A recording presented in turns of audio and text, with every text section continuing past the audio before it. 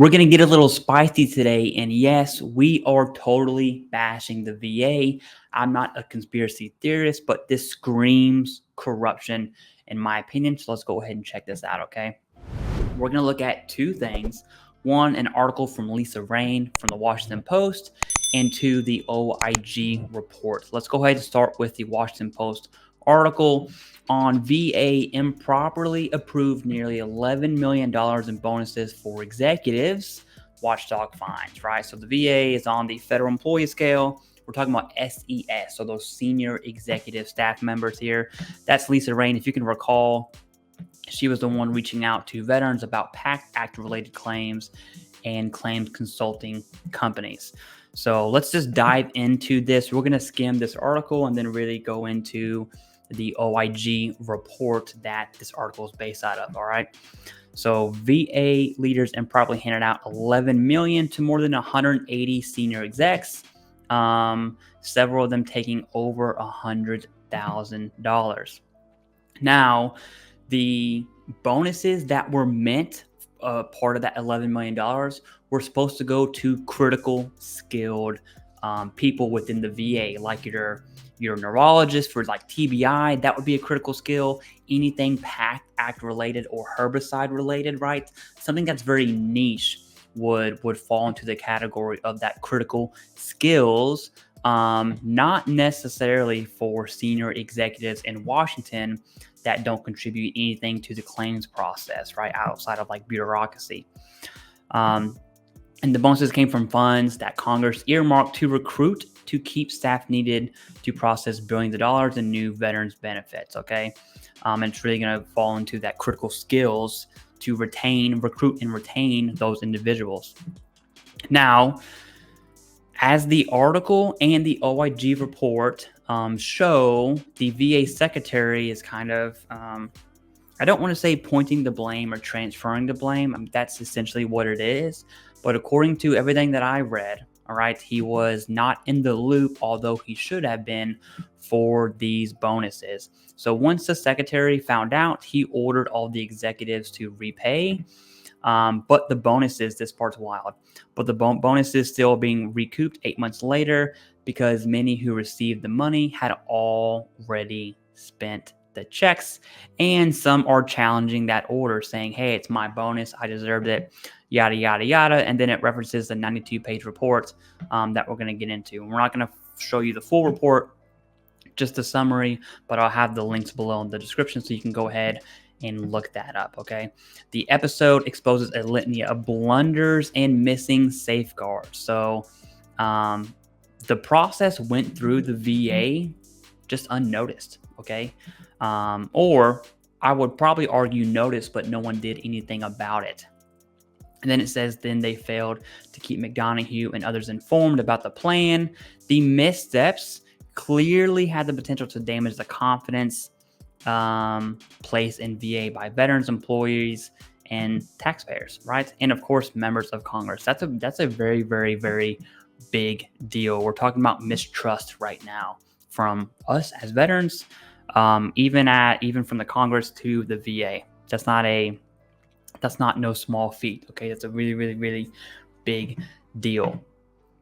Of note, McDonough also pledged to decide whether the leaders who approved the improper payments should face discipline. Now, this is also included in the recommended steps of the OIG report, which is very interesting to me. We'll have to keep our eye on that. Okay. We're going to skip here, We're going to skim this so we can get to that OIG report here in a second. I do want to show you, so a top lawmaker, so Representative Mike Bast, he's the one who's being outspoken about this. VA inappropriately used the money to line the pockets of executives to the detriment of its workforce and the veterans they serve. That is a very, very, very strong quote from Mike Bast here. And to be honest with you, I totally agree. Okay. They are clearly awarding themselves instead of those who, one, are putting in the work, and two, the money was designed for in the first place, and that money is U.S. taxpayer dollars. So here we go. The vast majority of the payments investigated by the IG went to senior execs inside the massive Veterans Health System, led by this person. Okay, this person. Let's just scroll down to show you a picture of what he looks like. He is right there. That's him. Okay, he is the one who approved all of these. Announced at a conference that senior execs stationed outside Washington would receive bonuses of 25% of their annual base pay under the program. He and his team then decided to extend the awards to execs working in DC headquarters. I wonder if there's any corruption there. Okay. And then it also goes to say that when this guy again, who made all the approvals, right? Single point of failure, according to this article, is essentially right here, told investigators that when he later signed off on awards for headquarters staff, he was not aware that the health system had so many senior executives. I don't think that's a good excuse. Okay. I do not think that is a good excuse whatsoever. But in the report, investigators disputed his recollection, citing an email spreadsheet from that he received that listed each leader who was due to receive a bonus. He also explained, I'm not saying his name because I don't know if I could pronounce it right, but he explained in a follow-up interview that he was traveling and viewed the email on his phone, but had not opened each tab of the spreadsheet to see the full list. Okay. So we'll see what happens to him. I'm sure there are others under the gun as well, but let's go ahead and look at the OIG report. If you download the full report, you can see the entire thing. It's pretty massive, but this came out May 9th. And here are the senior executives that received the bonus, a lot of them being in the VHA and only 19%, 34 individuals being in the VBA, right? And that's out of the $10.8 million that were awarded. And it has the average here. Average incentive was 61, and average for VBA was about 50. So let's go ahead and look at the summary. So in summary, September of last year, VA announced it had erroneously awarded millions of dollars in critical skill incentive, okay? Critical skills incentive payments to senior executives, which are not critical skill incentives, right? These are bureaucracy people that can talk the talk, if you will. VA canceled the payments, notified Congress, and requested the OIG review the matter. So with the CSI, right, that critical skilled incentive or a new recruitment and retention tool, that ain't got nothing to do with senior executives, okay? Authorized by the PACT Act, which significantly expanded access to VA healthcare and benefits for veterans exposed to toxic substances, all right?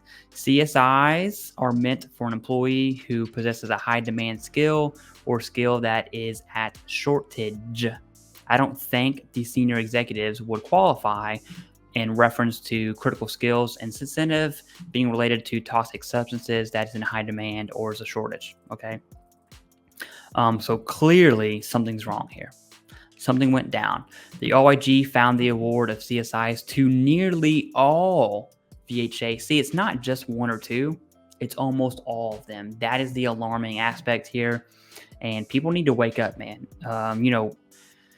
People will say the word lobbying. I would personally use the word corruption. That's just me, whatever. And it goes into insufficient transparency from the VHA. Duh. I mean, ask any veteran about VA's transparency, okay? That's on the VHA side. VHA actually has good transparency to the veterans. The VBA, on the other hand, is on the opposite side of that spectrum with almost none, right? Missed opportunities, and then failure to leverage VA's existing governance processes. What I really want to bring your attention to here is this last one. These are recommended actions. You can absolutely go ahead and read these. I want to highlight this last one here, as I believe it's most important, is the Secretary of Veteran Affairs, okay, which is Dennis McGonigal, our boy, at least as of right now, takes whatever administrative actions, if any, okay, he deems appropriate related to personnel involved in the process for granting critical skill incentives for VA central office executives based on the findings in this report. Now, what do I think is going to happen? Nothing. Okay. I think that we investigated ourselves and found no wrongdoing type of feel is what we're going to see here. But, I'm not really happy with the VA under this whatsoever on how they're allocating U.S. taxpayer dollars to fund, to build senior executive pockets, especially if those funds were supposed to be used for critical skill incentives that are a need, not a want, a need for veteran benefits, both on the healthcare side and the disability side.